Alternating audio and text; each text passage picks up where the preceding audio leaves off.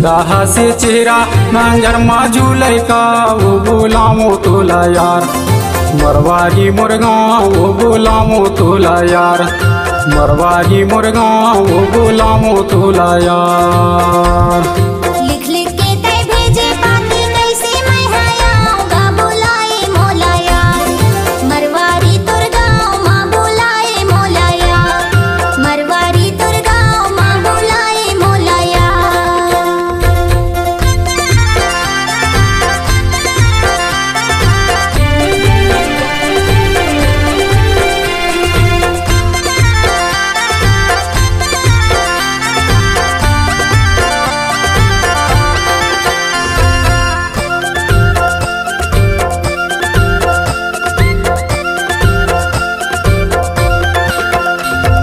घर दूरा हाँ सोना लागे सोना हार पहाड़ तुर बिन सोना हार पहाड़।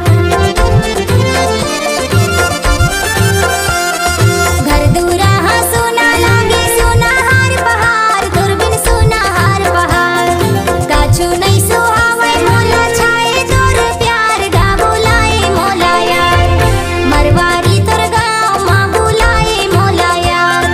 मरवारी तुर गाँव माँ बुलाए मोला यार।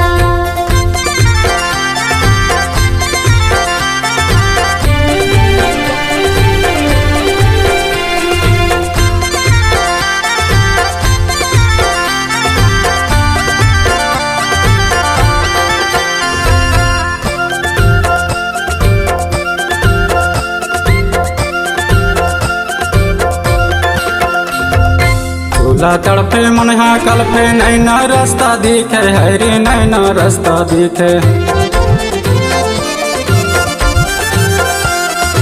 चूल्हा तड़पे मन हाँ कल्पे नैना रास्ता दिखे है रे नैना रास्ता दिखे।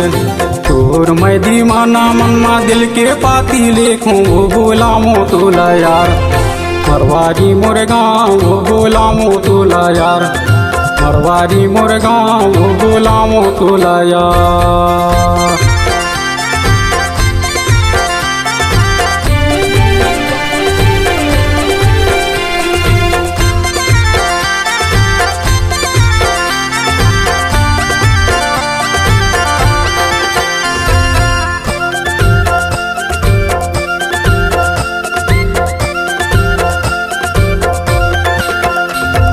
मन मन मा मैं सोचा राजा भारी तोर माया हाय भारी तोर माया। मन मन मा मैं सोचा राजा भारी तोर माया हाय भारी तोर माया। रतिहा मा तोर आथे सपना मोला लागे दाया गा बुलाए मोला यार।